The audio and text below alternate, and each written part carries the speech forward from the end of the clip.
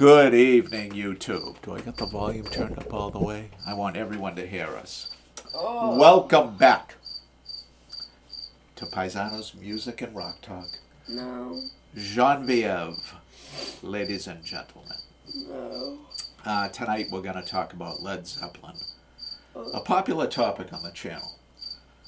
You can hear we got a cricket down in the dungeon.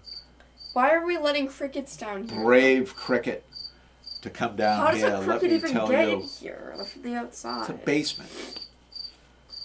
This is I did this early in the channel, but we were toying around with all sorts of formats, and I did it as like a 3-minute short. And you can't talk about this album in 3 minutes. You'd need 3 years to describe it. To give it the time that it deserves. Led Zeppelin 1, ladies and gentlemen. This is where it all started. This changed rock music forever. It broke new ground in sound and production based on the studio tricks learned by Jimmy Page as a session musician around London. Played on thousands of records, uncredited, throughout the early 60s.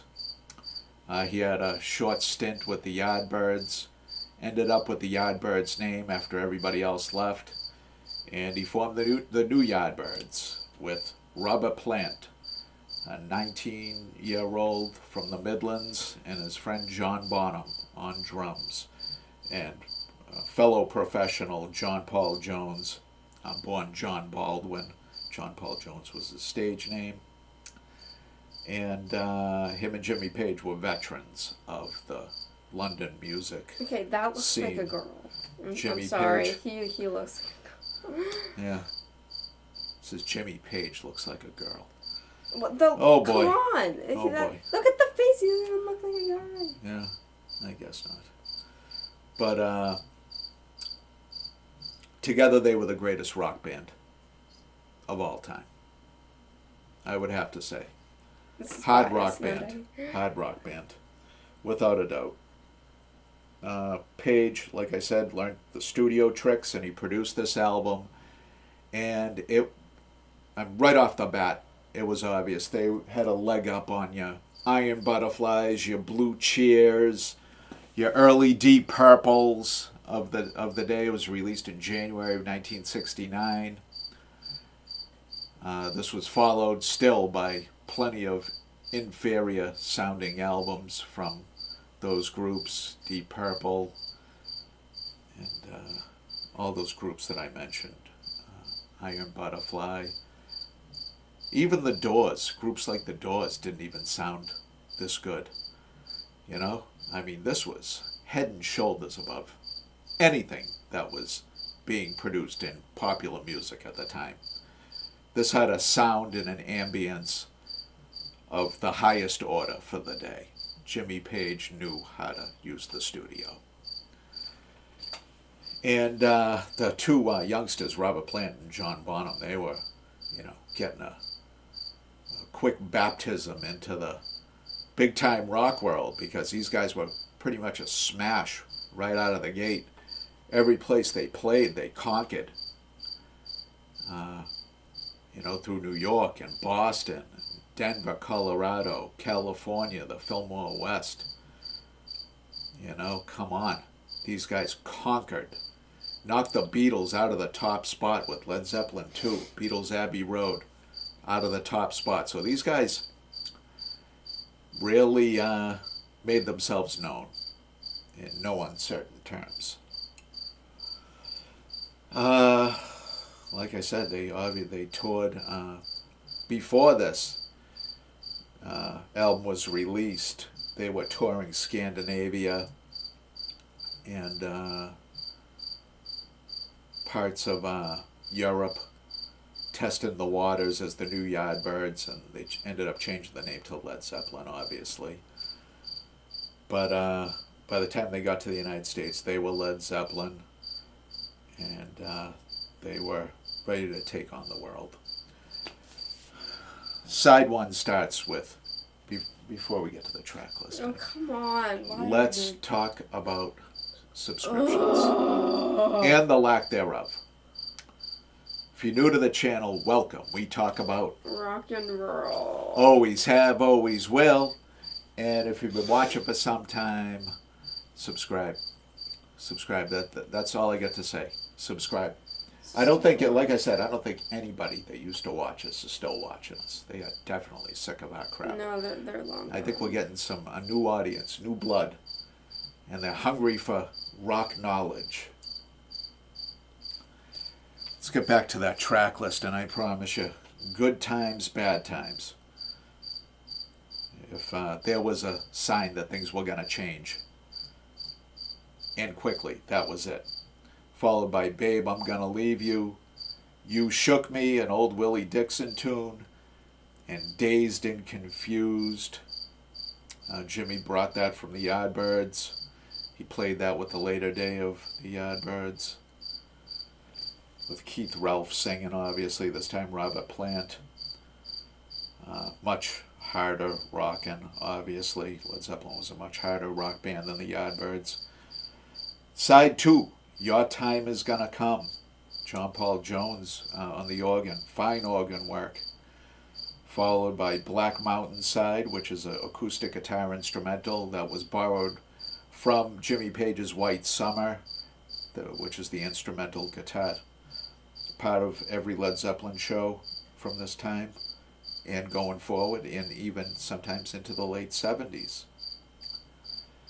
Followed by Communication Breakdown, a certified Zeppelin classic. I Can't Quit You Baby, another Willie Dixon tune. And How Many More Times. They tried to recreate like a Led Zeppelin show with this. I mean, obviously it has an unbelievable vibe to it.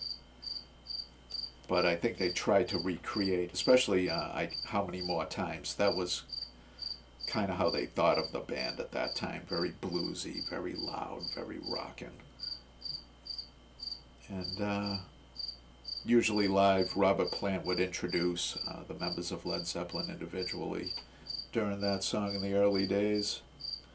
This came out on Atlantic. It was a massive release for the Atlantic Recording Corporation, let me tell you. Their manager, Peter Grant, is listed as executive producer. I'm sure he handled the business aspect of this album quite nicely. He was a known enforcer, no-nonsense kind of guy. Backliner photo taken by Chris Dreja. Is it Dreja or Dreja? I don't know how you pronounce it. I've never said his name out loud. But he was in the Yardbirds with Jimmy Page. He was a rhythm guitarist with the Yardbirds. Cover design by George Hardy. I'm not familiar with him. But I am familiar with Ahmet Ertegun, and he was, I'm sure, very pleased with this as a release. Very successful release for Atlantic. What is this cover? That's the cover of the Hindenburg disaster going down. Hindenburg, one of those blimps, as we call them today, were known as Zeppelins back in the day. And the name Led Zeppelin comes from a Keith Moon joke about this group going down like a lead balloon. So, a Zeppelin, a blimp, is essentially a big balloon. So he was kind of saying that Jimmy Page was going to fail, but he was joking. Led Zeppelin and The Who were two of the best hard rock acts ever. Were they like active in like the 60s and 70s? Like I said, this was released in January 1969. Yeah. And Led Zeppelin 2 came out in 1969 as well. They released 2 albums that year. And then 1970 was Led Zeppelin 3. Led Zeppelin 4 was 1971. Houses of the Holy, 1973. Physical Graffiti, 1975. Presence, 1976. And In Through the Outdoor in 1979.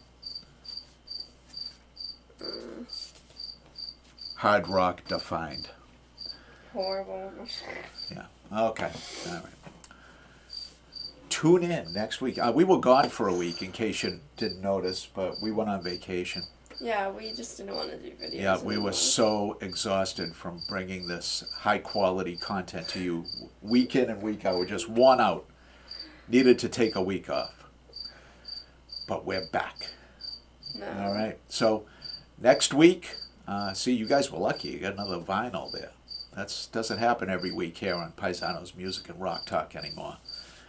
Kind of toying around. You never know what you're going to get. It's wild and woolly. Never know. Paisano will keep you on your toes. Until next week, thank you and good night. Bye.